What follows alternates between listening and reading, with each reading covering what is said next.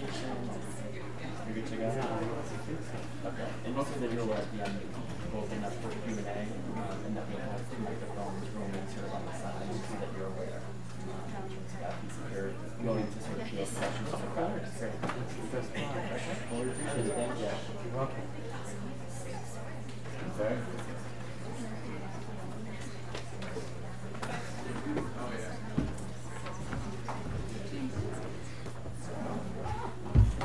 Good afternoon. I'm Bob Meenan. I'm Dean of the BU School of Public Health. It's a pleasure to welcome everyone here this afternoon for this lecture. While I have your attention, I'd just like to ask you to remind you on the back of your program is a list of upcoming events for the School of Public Health. So we will be having our annual reception at APHA, so anyone who's going to New Orleans for that, we'd love to see you there. Reminder that that's the event at which we award our Distinguished Alum Awards, so it's always a nice event. I can't promise you it'll be as big and splashy as last year's event at the ICA, but we're in the Big Easy, so it's got to be a half-decent party. I also want to call your attention to what will now be the second in our series of Charles Donahue Frontiers in Public Health Speaker Series. That's going to be at the Union Club of Boston on December 1st, and the speaker is going to be Kathy Schoen, who's the Executive Director of the Council of Economic Advisors. All right. And then finally, there is a BUSPH alumni celebration on December 10th honoring me. So as many of you know, I'm leaving the School of Public Health. I'm stepping down as Dean as of December 31st. We'll wrap up a wonderful ride of 22 years and 2 months when I step down. So it's been a great time. You know, I know David is so tired of hearing the story, but since I'm here with the environmental health people, I was joking, who would have bet back in 1992 that Dave Ozenoff would outlast me? And those of you who don't know what the joke is, when I interviewed with the outgoing dean, I was told there were 2 people in the school I needed to fire immediately, and Dave Ozenoff was one of them. And shortly after I was named dean, David came to see me and said, you know, that he was a forthright and honest guy, and he thought it was important to let me know that he was, you know, I knew he was a member of the search committee and that he had voted against me and thought I was a lousy choice. So thus was born a beautiful relationship, and it's been a wonderful 22 years. So, all right, to the business at hand. This is the Joe G. Lopez Lectureship on Racial Disparities in Health. And I'm pleased to call on our former faculty member here at the School of Public Health, Russ Lopez, who's now the Senior Research Associate at the Dukakis Center for Urban and Regional Policy at Northeastern, to say a bit about his dad and the purpose of this lectureship. Russ?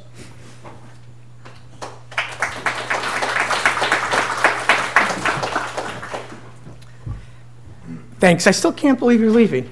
Anyway, my father passed away 7 years ago. And he was very much a person who believed in public service, to the extent that he pulled his family, including this 10-year-old, to go down to South America when he took a job with the Agency for International Development for a couple of years. And when he came back, he continued his public service, actually even before, and he did everything from work, volunteer work in anti-poverty agencies at the time, and did a lot of work raising money for scholarships and everything else. So it seemed natural when he passed away to do something to honor his memory and do something to try to make people sort of understand the issues that he worked so much about. So to do this, it was really the work to get today's gathering off the ground. It was Bobby White, it was Madeline Ng, it was Leslie Coleman, and all the other great folks here at the BU School of Public Health. One of the things I did as I was digging through some old photographs of my dad was I found a picture of him and my mother about 1963. They were dressed in formal clothes. My dad was in a tuxedo, my mom in an evening gown. And they were the picture was taken at a scholarship dinner that raised money for kids to go to college. So giving something back to a school, giving something for education, giving something back to the community was something that was very important to my father, and I want to thank you all for being here today. I also want to thank Steve Wing for flying up from North Carolina. I we arranged the weather for you. What you probably don't know is that when we had one of these lectures a couple years ago, we tried to get you, but your schedule was full. So this is actually, our second attempt, and I'm glad we finally persuaded you to be here. So with that, I want to thank you all for being here, and I want to thank all the people who made this possible. And let's hear our speaker. Well, Madeline Ng is next.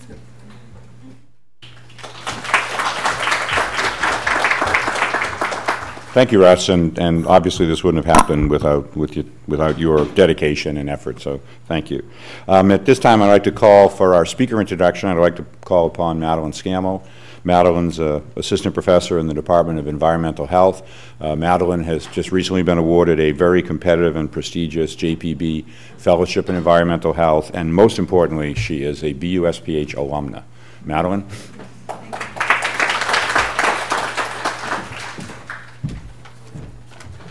Thank you. Thank you all for coming. I'm just having a flashback to 1999, the Community University Consortium for Regional Environmental Justice Conference in Newark, New Jersey, and Russ and Steve and I were there together. And I had just applied to BU School of Public Health and was wondering, am I going to get in? I'm in the elevator with Russ Lopez. So thank you. I did. I'm still here. And as many of you who have taken environmental health, my foundation's course, know, I often assign articles by Steve Wing, his students and colleagues, and I have a special fondness for odors. To environmental odors, to be specific, and I can thank Steve Wing for introducing me to that area of science. He was a major influence in my decision to study environmental health sciences, and when I applied to graduate school, he did write me a letter, so thank you, Steve. You did. Steve earned his PhD in epidemiology from UNC Chapel Hill and his master's degree in sociology from Duke University, also in North Carolina. He has a remarkable record of publications in the area of occupational and environmental epidemiology, including quite a number of articles from the 1980s and 90s examining social and racial inequalities in stroke and heart disease mortality. When I met Steve in 1997, the journal Environmental Health Perspectives had just published a re-evaluation of cancer incidence near the 3 Mile Island nuclear power plant. That study by Steve and his colleagues analyzed earlier studies and raised and addressed several limitations of such studies, including confounding by socioeconomic status and more accurate knowledge of ionizing radiation's ability to cause cancer with short and long latency periods. It was in 2000, I believe, that Steve started publishing his work on the concentrated animal feed operations, the CAFOs, which he'll discuss today. Although he continues to publish studies on radiation health effects and has been to Japan several times since 2011 with the Fukushima disaster and the meltdown of the nuclear reactors there. And that's all in the context of his work with second-generation survivors of the atomic bombs dropped on Hiroshima and Nagasaki. So a few recent and notable awards I would like to mention. I'm sorry, Steve, this is dragging on and on. But there's a lot to say. This year he was honored for his mentorship at UNC Chapel Hill. He was also honored by Black Workers for Justice, an organization in North Carolina that started in the early 1980s and has had international impact for its work to end discrimination in the workplace. In 2011, Steve was honored with the Homer Calver Award by the Environment Section of the American Public Health Association. And in 2009, the International Society for Environmental Epidemiology awarded Steve with the Research Integrity Award, which honors those in environmental epidemiology who have demonstrated exceptional integrity in the face of pressure from special interests. I have to note that our very own Professor Emeritus of Environmental Health, Dick Clapp, was a recipient of that award also. So in the memory of Joe G. Lopez, it is my honor to introduce Steve Wing.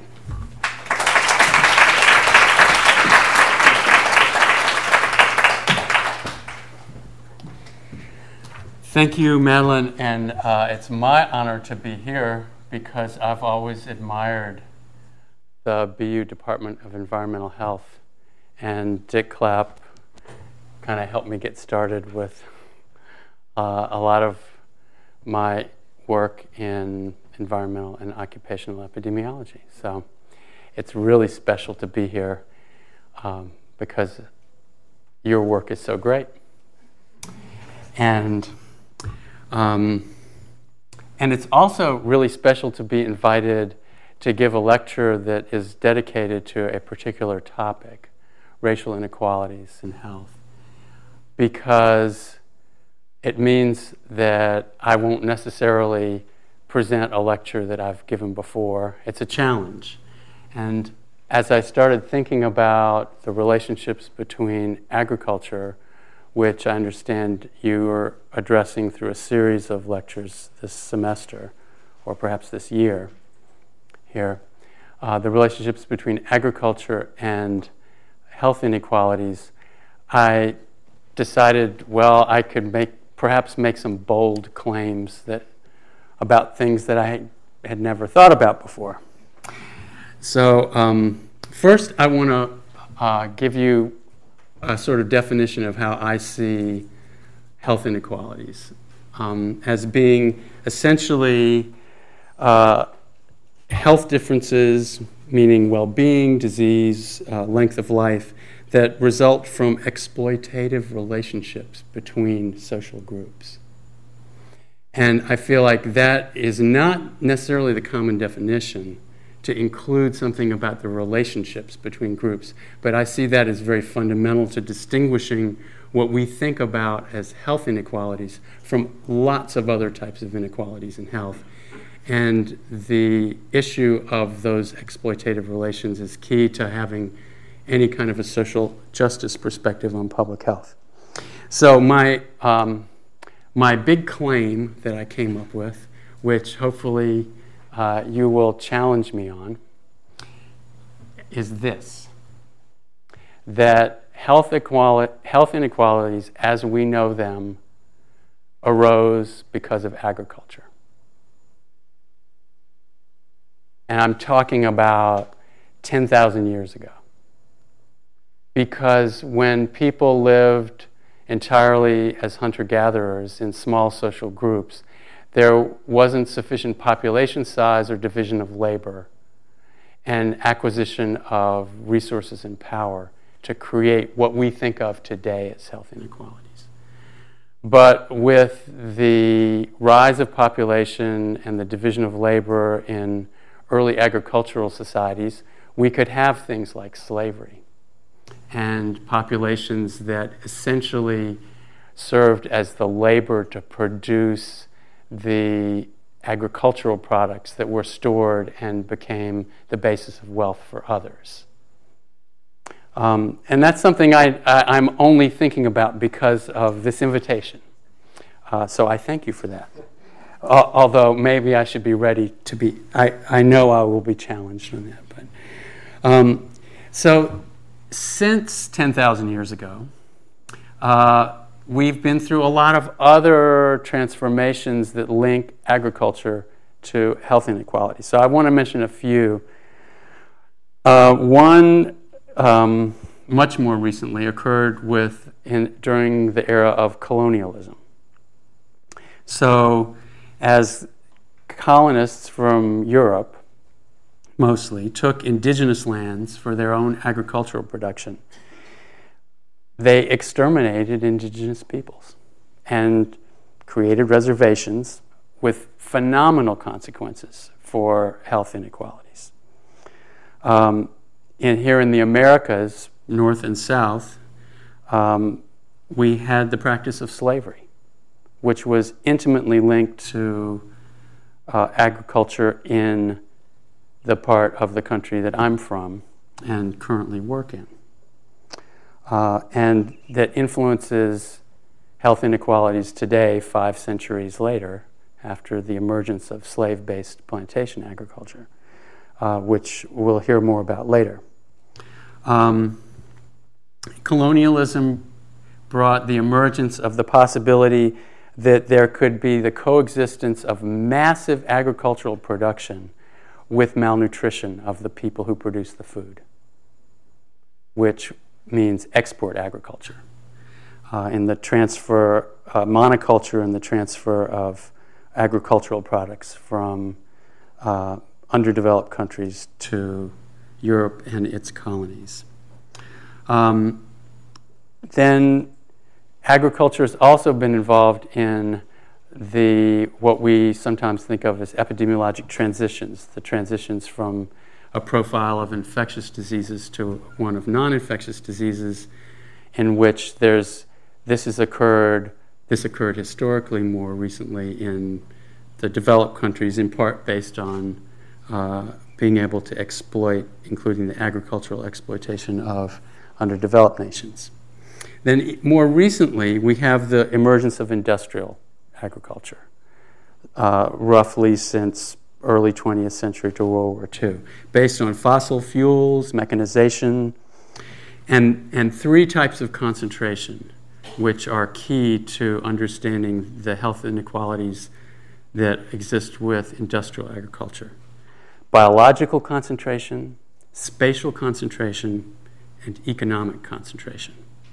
So by biological concentration, I mean the loss of genetic diversity in food crops, and then spatial concentration in terms of the localization of vast production in particular places where wastes become a problem, and economic concentration in terms of control of the global food supply by a very small number of corporations.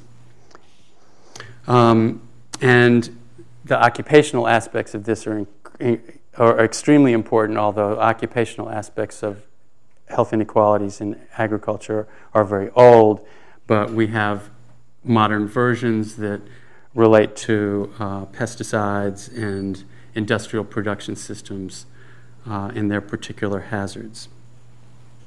Now, another aspect which I just want to mention, and I won't focus on further, but I think is really important for public health, is that agriculture impacts health inequalities through the food supply. So, for example, we have mass production of food using practices that result in contamination of food. So I mentioned pesticides earlier. We also have a lot of food that's produced both pasture-based production and other crops with sewage sludge from urban treatment plants that include industrial toxins, many of them both persistent in the environment and bioaccumulative. In the case of industrial livestock production, drugs used for growth promotion, including antibiotics and ractopamine, which is a beta blocker that's used in several livestock species to promote growth, are implicated in fostering obesity in humans. Arsenic is widely used in poultry production, and there are serious concerns about arsenic as an environmental and occupational exposure. Industrial agriculture is also accompanied by market domination of processed and fast foods that are pushed by sophisticated advertising, manipulation of flavors, fats, and sugars to create addictive foods. And this is occurring in a context where the food supply and the food system is being bifurcated, where people with means and access can buy healthier foods, fresh foods, foods that are perhaps produced locally and organically, whereas the mass of the population is left with industrial foods and the problems that exist with industrial foods.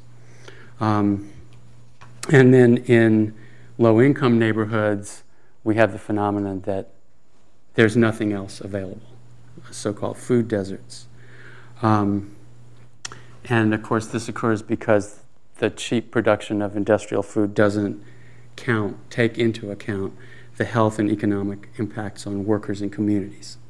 So this is the background from 10,000 years ago to now that I want to use to present a case study, which is about industrial hog production in North Carolina.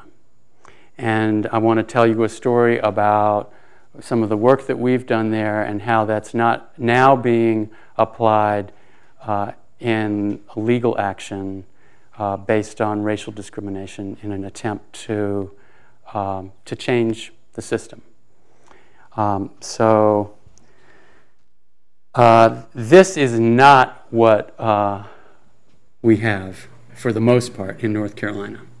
These are actually pasture-based producers in the area where I live, where people who have the means that I have can buy food from these farmers, but certainly not affordable by most people.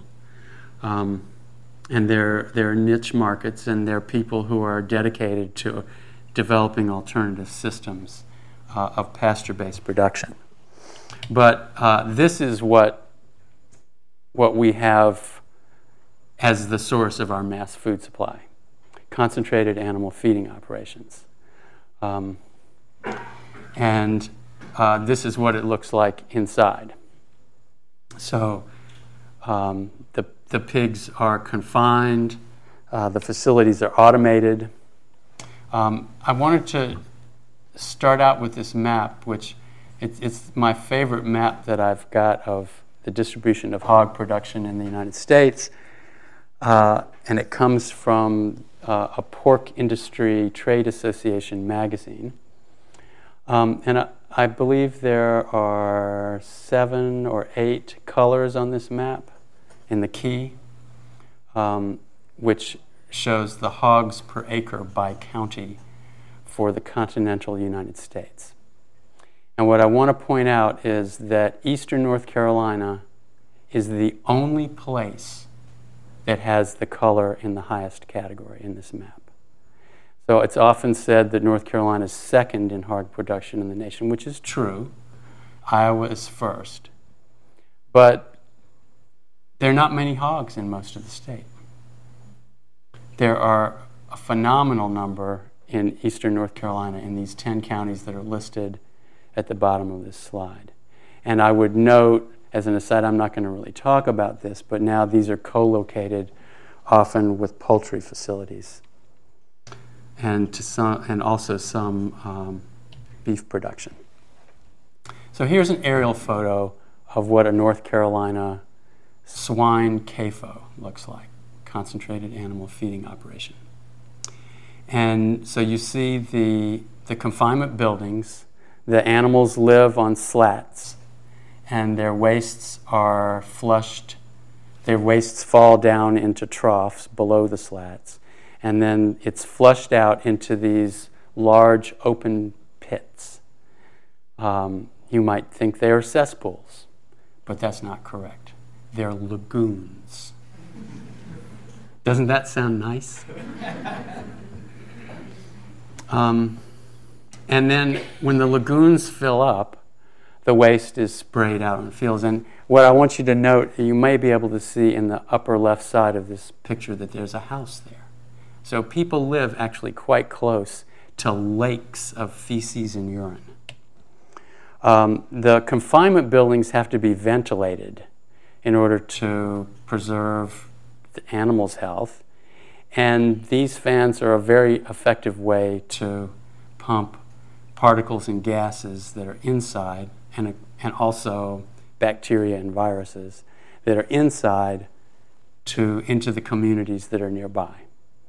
And I would note as an aside, in this system, I think there are more people who know something about the animal cruelty aspect of this than the cruelty to the people who work in these facilities and who live nearby, which is one of the issues that we're trying to address with our research and with the civil rights action that's going on now. So here are the waste going into the lagoon and then being sprayed out. And you can see that this kind of spraying is a very effective way of aerosolizing this material so that it can drift downwind into neighboring communities. And I know people who tell me they have to clean the windows of their homes or their automobiles. They have to clean feces and urine off of their own property. This is a little bit about the practice not only of the spraying, which in this photograph is occurring in the rain, which is illegal but not uncommon, but it's also about the disposal of the carcasses, which is another aspect of this industry that's a problem. And this is a good shot to show you how close even whole neighborhoods can be to these facilities. A little bit more on the carcass disposal issue. So the carcasses are left in these dumpsters often for long periods of time, and they're transported by trucks that I'm told by neighbors are waved on when there's some kind of construction work going on, because the construction workers would never want to stop a truck carrying these carcasses because of the horrific odors that come with them and the dripping of the fluids from the dead animals. So the vectors are interesting, not only mammals and birds feeding on these carcasses, but also we have migratory geese that don't really distinguish between cesspools and lakes. And a grad student in our department was, to my knowledge, the first person who showed that the geese are colonized by bacteria that are resistant to the antibiotics that are used in these facilities to promote the animal growth. So I was working with some community organizations in North Carolina, and I didn't really know anything about this problem until I started meeting people in eastern North Carolina, and they described how this industrial production system was affecting them. The groundwater that they depended on for drinking, and the odors, which are the most noticeable problem for the neighbors.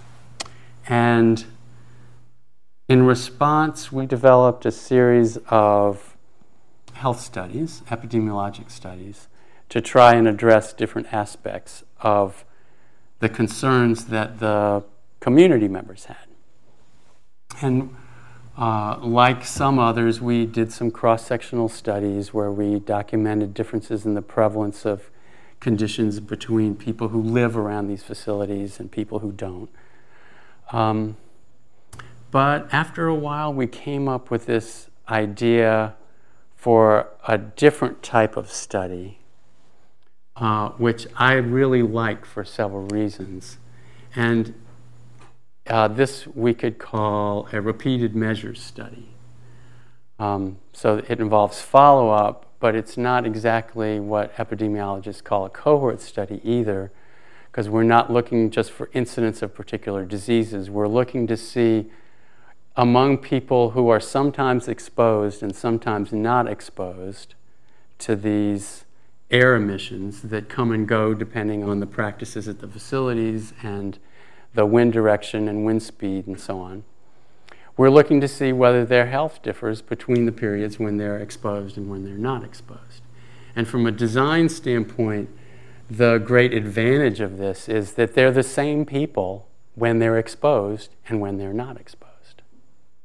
So a lot of what we call confounders or potential confounders that are a big concern in typical epidemiologic studies in which an exposed population is compared to an unexposed population aren't a concern in this design. Because people who live near these hog CAFOs are different than people who don't live by them. In fact, believe it or not, there are no hog CAFOs in North Carolina near country clubs. Just for example. So there would be a lot of differences between these populations, and controlling for them as factors, other factors related to the outcomes, could be very difficult.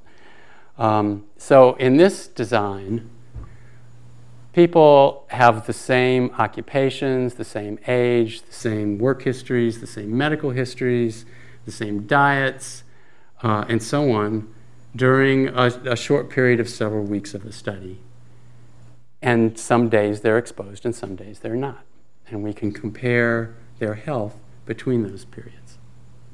The other thing that I have felt is really a great side effect of this design is that our partners include community organizers. And we've worked for years with the North Carolina Environmental Justice Network, which is basically trying to organize communities who are impacted unjustly by environmental pollution to become involved in and to have the tools to change their situation, to have some degree of self-determination.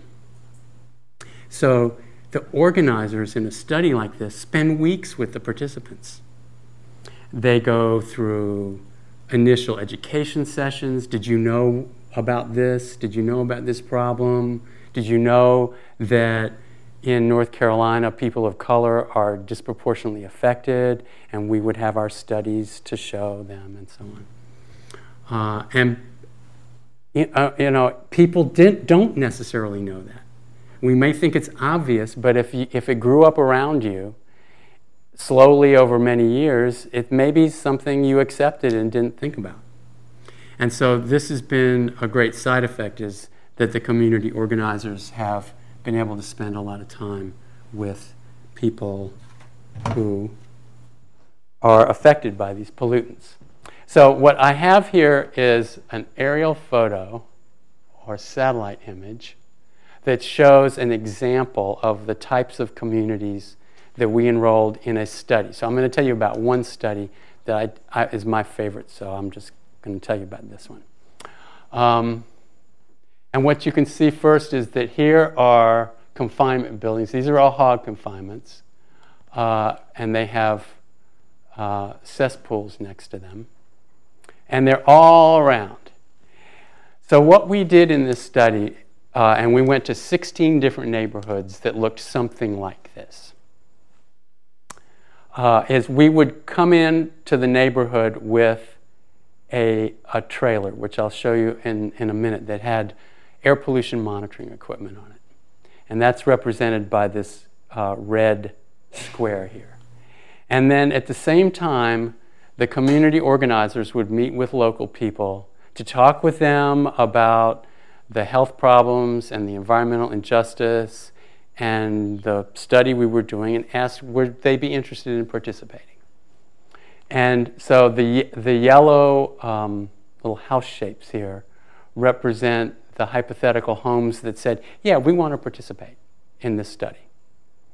And what we did was, after people learned about it, they went through an initial session in which they had some measurements made, their odor sensitivity was tested, they learned how to use a diary for recording their symptoms and observations about odor. They learned how to use an automated blood pressure monitor. They received tubes for collecting saliva for assay of immunoglobulin A, which we had reason to believe from an earlier study might respond to odor. So let me show you here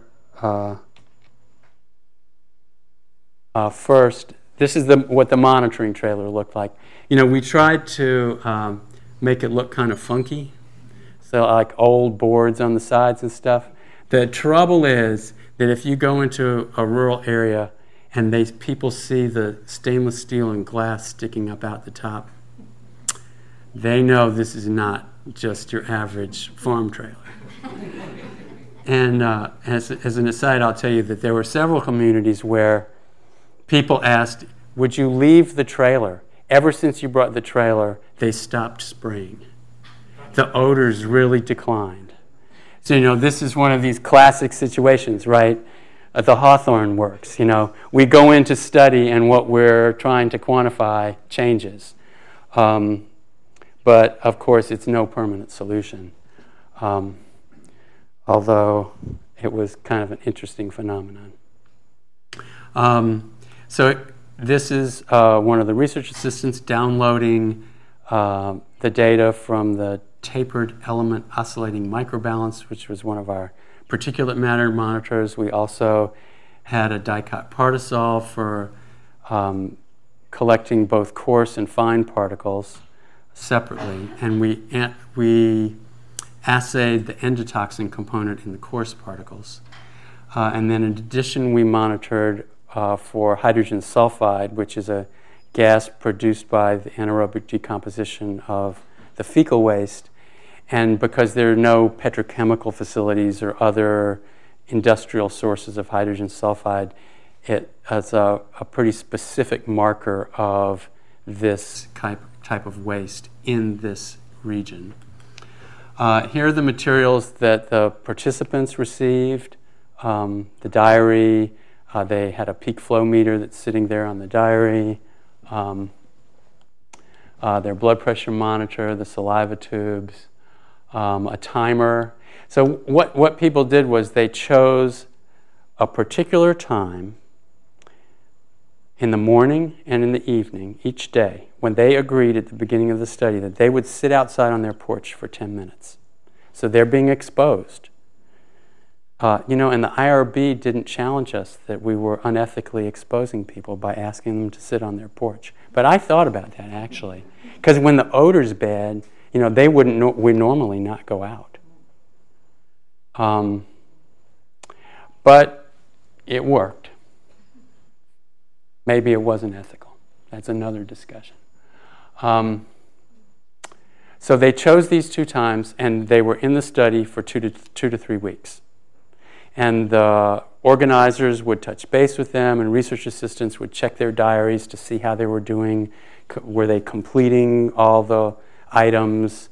How were they having trouble? A lot of people had trouble with this peak flow meter. It's a difficult device because you really have to sustain maximal effort. We have an application in hoping to do something similar to this again, where we're going to use a different lung function assessment if we're able to do this. And so let me mention that we had a total of about 100 people in the study.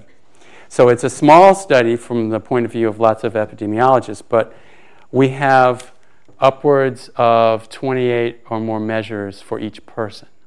So the number of observations for the statistical analysis is in the thousands, produced by 100 people. And the analysis basically says, on average, are people different in terms of their symptoms and their physiologic functions at times when they're exposed than at times when they're not exposed? But the first thing that we wanted to know was, how common are these odors? So despite the fact that people were telling us in some places that the odors were really much better after we set up the trailer, if you just look at the first row, this is the mean daily odor score, the average of the morning and evening reports of what was the odor during the 10 minutes they've spent outside. And you can see that the average was 0 on less than 40% of the days. So this is a common exposure in these neighborhoods. Now, the 5 or greater, this is a 0 to 8 scale. The 5 or greater is not common, 3.5%, the average of the two.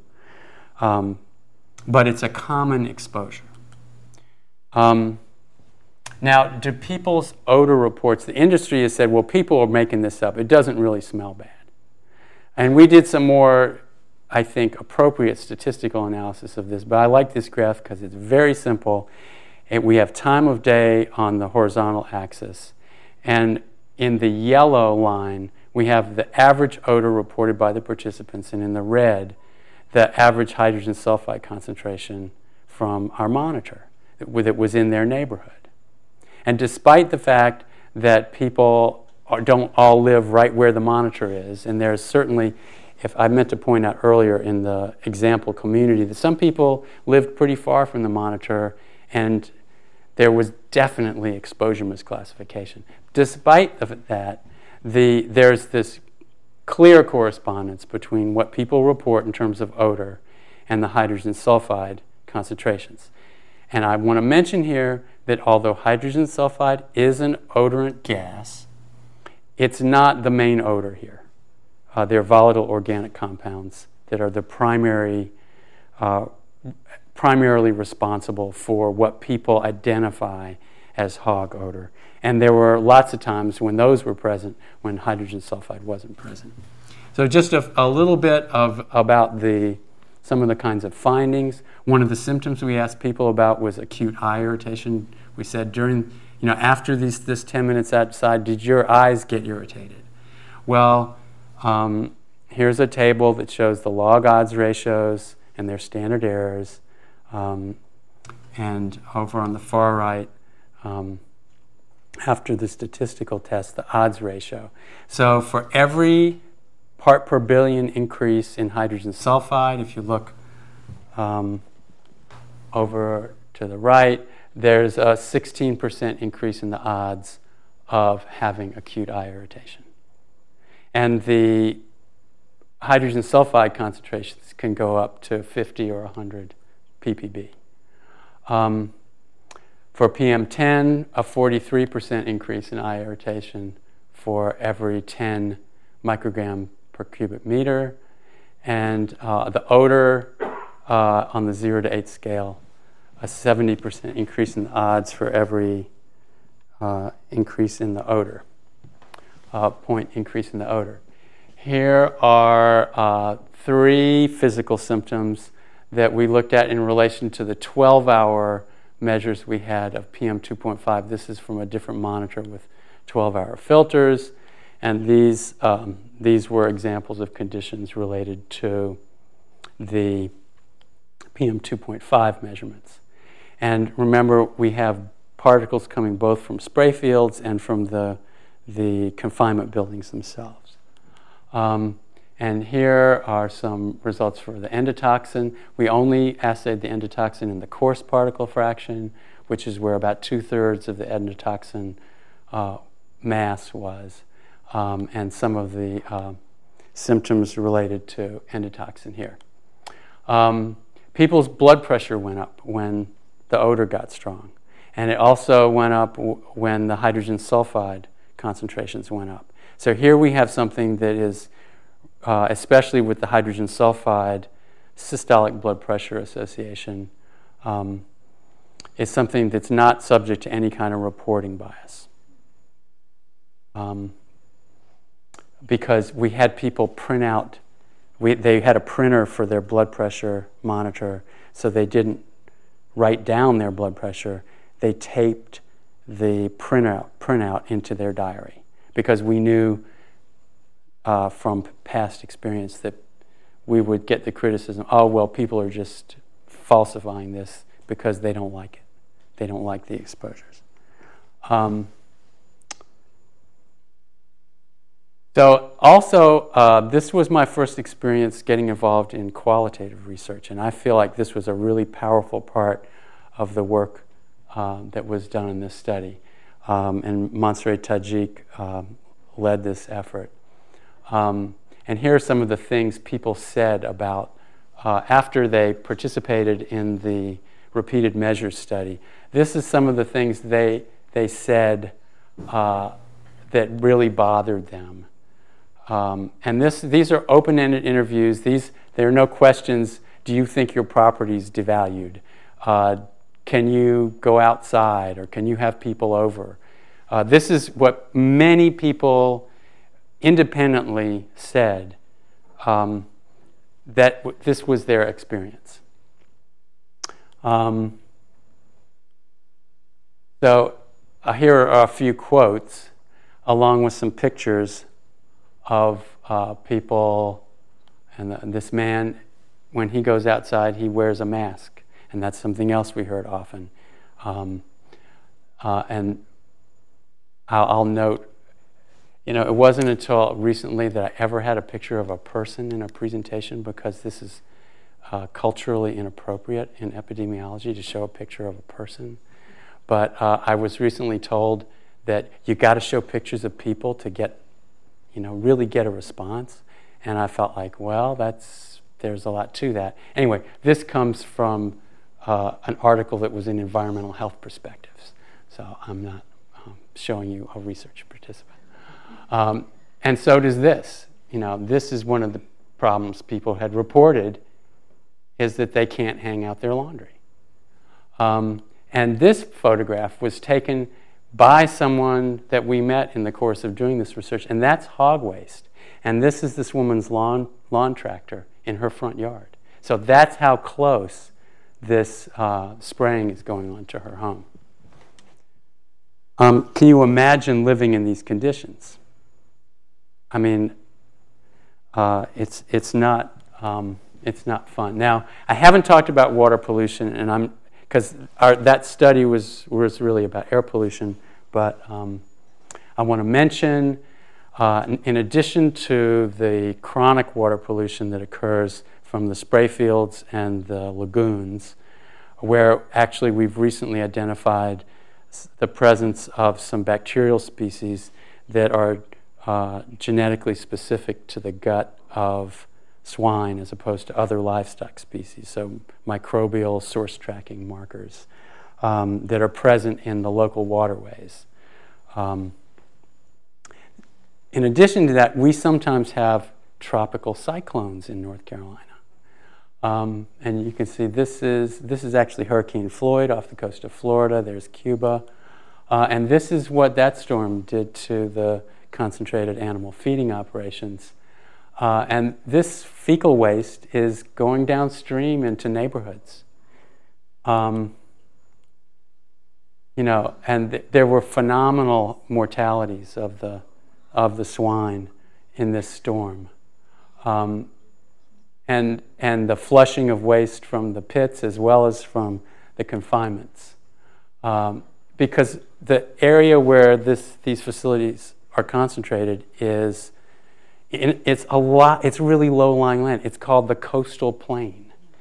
And it's close to the Atlantic, and so the tropical cyclones are still strong when they come ashore.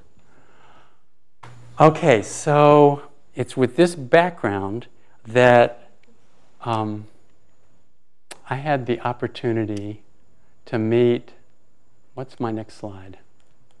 I had the opportunity to meet some lawyers from Earth Justice, a firm with offices in several large U.S. cities. And one of the lawyers there, who used to be with NAACP, had come up with this idea. Rather than suing the facilities that have been shown to pollute the local waterways, which had been done many times, or trying even to sue the big companies that control, the so-called integrators that control the operations, the thousands of operations in North Carolina.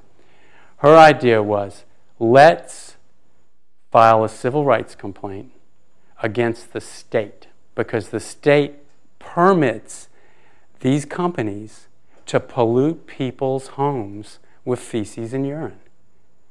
And it disproportionately affects people of color who are impacted by these operations. I'm showing this picture because it's in a county that does have some of these facilities. Some of you may recognize this picture. Warren County, right. So Warren County is where North Carolina decided to create a PCB dump back in the 1980s, and it's known as the birthplace of the environmental justice movement in the United States and the place where the term environmental racism was coined. And so we had some experience with this whole idea in North Carolina. And it wasn't too far a stretch to see the connection from PCBs to hog waste. So The Civil Rights Act of 1964 says that no person in the United States shall, on the ground of race, color, or national origin, be excluded from participation in, be denied the benefits of, or be subjected to discrimination under any program or activity receiving federal financial assistance. So the legal strategy here is, in 2014, in March 2014, the North Carolina Department of Environment and Natural Resources reissued permits for 2,055 of these facilities to operate in eastern North Carolina. And the lawyers then had 180 days. They're representing 3 complainants: the North Carolina Environmental Justice Network, the Rural Empowerment Association for Community Health, and the Waterkeeper Alliance. They had 180 days to file a report, or file a complaint with the state, with the U.S. EPA. And so the basis of this is that our state receives funds from EPA for like millions and millions of dollars to conduct their environmental regulatory programs. And so this complaint says basically the state is discriminating in its permitting program, and that they have to make the industry clean up. That's the remedy, the discrimination could be eliminated if they didn't pollute. Or if they don't clean up, then the state should be denied federal funds under the 1964 Civil Rights Act. So that's this complaint. So, I was so happy about this because the research we've been doing for the past 15 years, that's what they needed to show impact. And in addition to that, they took lots of declarations from people who live next to these facilities, which would be kind of like qualitative interviews. But these people put their names on it. And the organizers that we worked with spent a lot of times in the communities building people's confidence and courage to go on record. But what was missing was an analysis of discriminatory impact based on the 2,055 facilities that were re-permitted this year. So I'm going to quickly show you what we did this summer to document this. Oh yeah, I included this picture. So the Civil Rights Act of 1964 was to deal with hospitals and public schools and transportation and language access. Those are common places, but it hasn't commonly been applied in the environmental arena. I did want to mention that. Okay, so here is a map for census blocks of the location of people of color, or the proportion of people of color in census blocks in North Carolina, from less than 20% up to 80 to 100%. And you can see people of color there in general many more in the East. In most places this is predominantly African American, but there are some areas such as Robeson County where there are a lot of people of American Indian descent. So we started out with that. Then we had to figure out which were the 2,055 of the total that were re-permitted in 2014. When this is a map that shows that. And then what we did was, for the purpose of the analysis for this report, we excluded the western part of the state, which a lot of it is mountainous, that has no presence of the industry. And we excluded Charlotte, Winston-Salem, Greensboro, Durham, and Raleigh, North Carolina, the 5 metropolitan areas, because there's no agriculture in those cities anyway. And so we didn't want the racial composition of those areas, this being mostly white, and this being these cities having substantial populations of color, from disturbing our evaluation. So here's the main table that the lawyers were interested in, and this is the way EPA defines discrimination. So Okay, first let me mention, this is people living within 3 miles of an industrial hog operation. Almost 1 million people in North Carolina, counting by census black. So it's not a rare exposure. Almost 1 million people. 15.1% of the study area.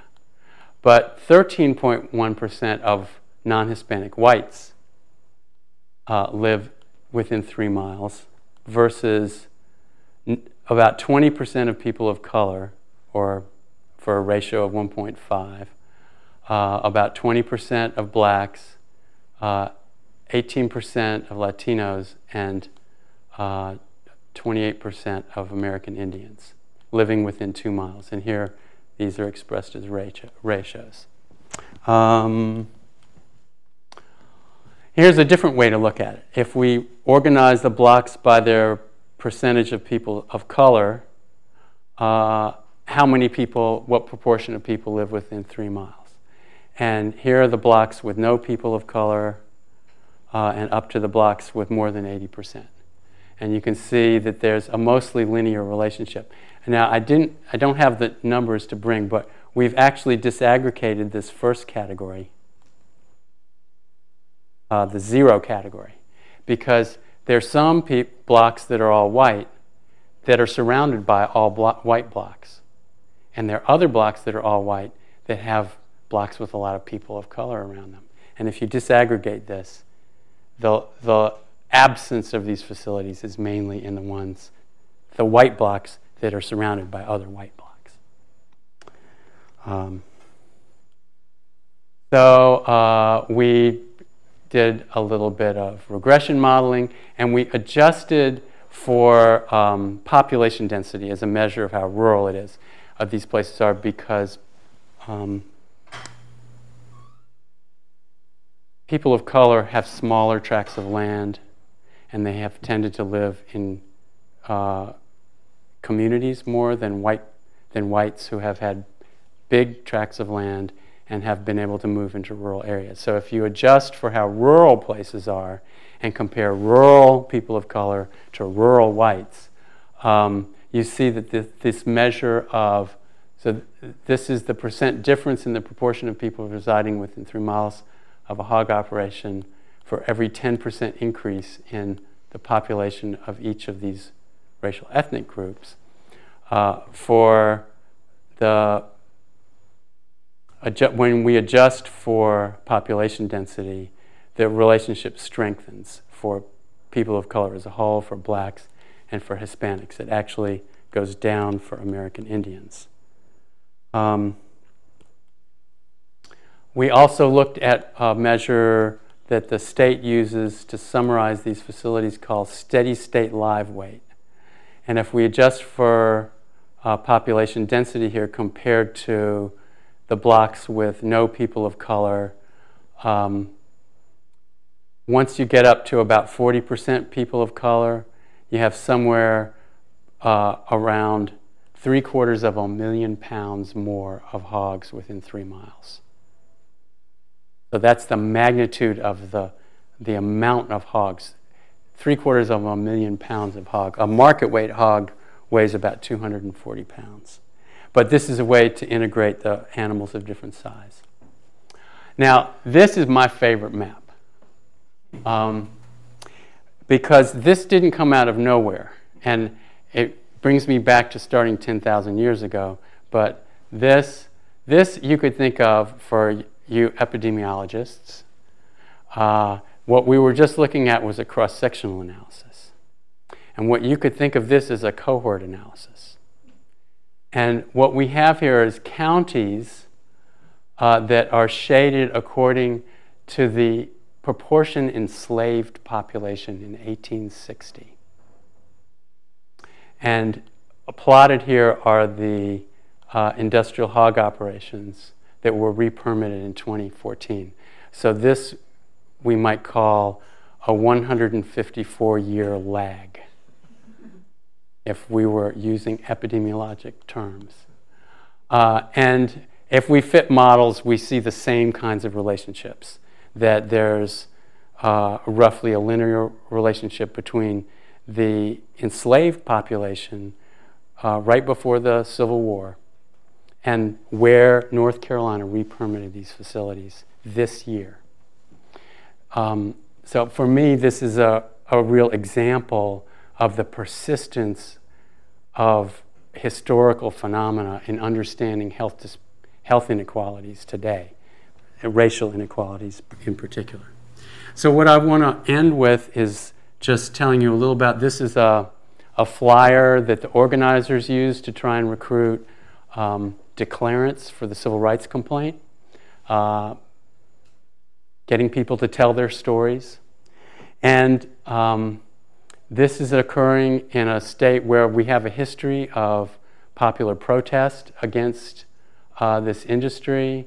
I have a few pictures from a protest. You can see the protesters had these little model hogs, and they have little pretend poop that was, right behind them here. And they actually set up, this is the little, these are model confinements. And can you see that black plastic tub there? They actually had a little sprayer there that was spraying out hog waste. And when the authorities came to ask what were they doing putting this hog waste in there, did anybody tell you could do that? Their response was, nobody told us we couldn't.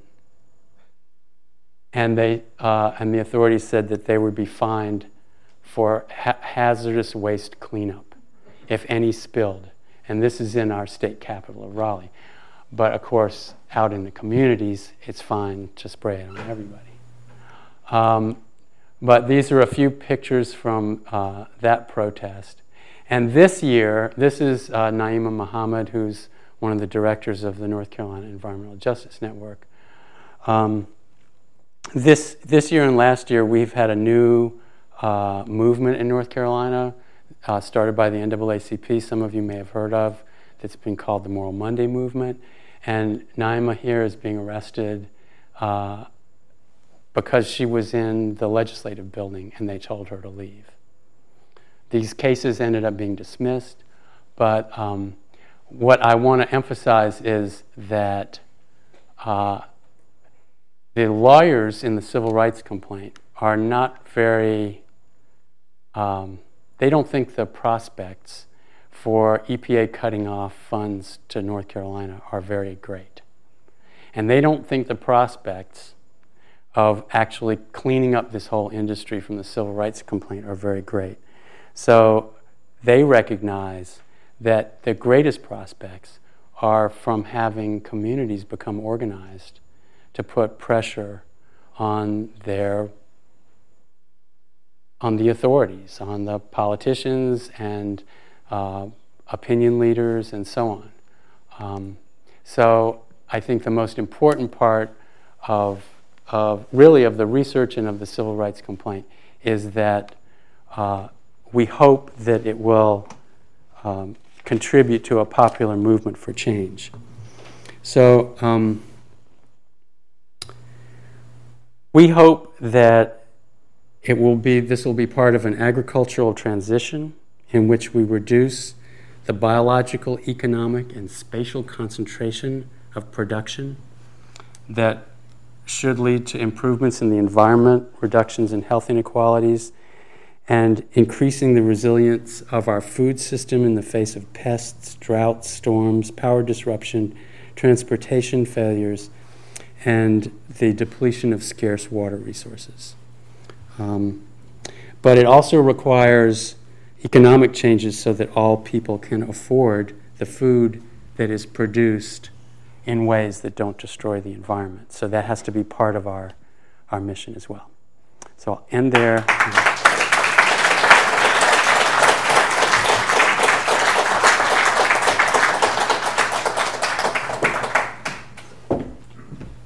Steve, thank you for a very stimulating, thoughtful, and sobering presentation.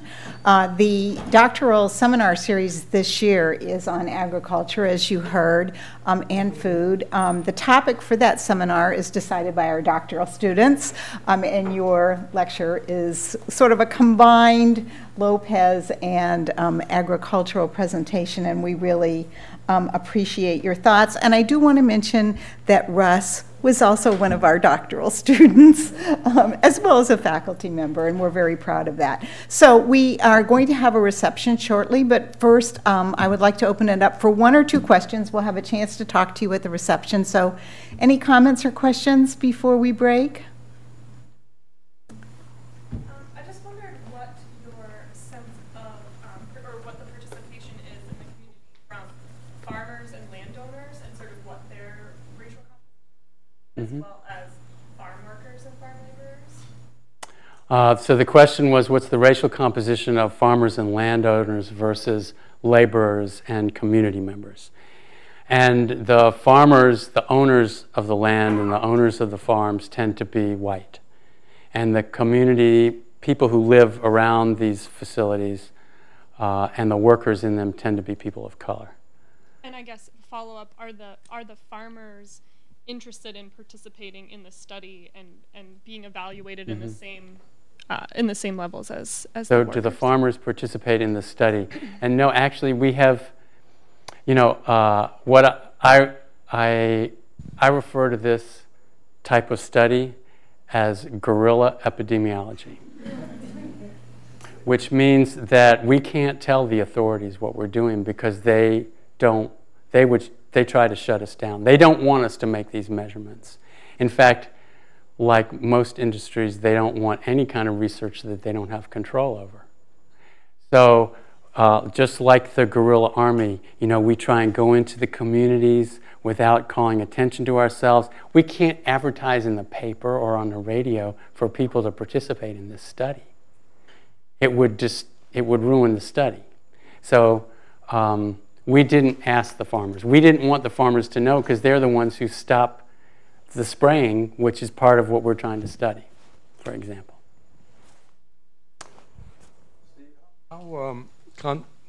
How concentrated is the ownership of this? I was imagining, for example, plotting the residences of the owners, but then it struck me that there probably are not a lot of owners, right. And so I was wondering what you know about the distribution of that. Well, so what's critical here is the economic structure of this industry. The hogs are almost entirely owned by shareholders that are all around the world. What's owned by local folks often are the confinement buildings and the waste pits and the spray fields, because many of them are on what used to be family farms. So the ownership is that the company owns the hogs, the transportation trucks, the feed, the veterinary supplies, and the local grower, who is a contract grower, owns the buildings and the waste and the liability for the waste. And most of these facilities are owned by subsidiaries of a company that many of you may have heard of, Smithfield Foods. But Smithfield was just bought out last year by a Chinese company. So now actually most of the hogs in North Carolina are owned by a Chinese company.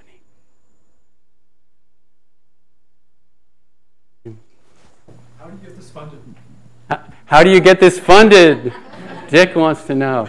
Well, I used to get it funded by NIEHS. But I'll tell you that last year we were told that we're not supposed to describe our research findings to public officials unless we tell them first that we're going to do it. And, you know, I made a mistake. Maybe. Which was I wrote a letter to the North Carolina Department of Environment and Natural Resources in which I told them about our findings and actually made a recommendation for how they could help protect people from the untoward health effects of the pollution. But I didn't get permission first. So this application that's under review now, that's under consideration, I guess I'm concerned that I've, have crossed a political line, because after all, these are permitted by federal agencies and state agencies. And so I don't know what the future will hold. One last question. I'm curious how you determined that 3 miles would be the distance you used for the... Right. So in the study that, in the guerrilla epidemiology study that I talked about, participants were eligible if they lived within 1.5 miles. But we've done some other studies, some of them using, for example, a statewide asthma survey of middle school children, where we saw effects going out to more like 3 miles. And we definitely know that people are affected by the odors up to about 3 miles. And any distance would be arbitrary. But we picked one that we thought would be inclusive of most people who would be affected on a more routine basis. Okay, Steve, we would like to give you a little gift for this. It's nothing big. Don't get too excited. To remember your trip with. Thank you. And we will be having a reception in room 109, which is around the corner, and people will lead you there. So we can talk to you somewhere there, I hope. Great.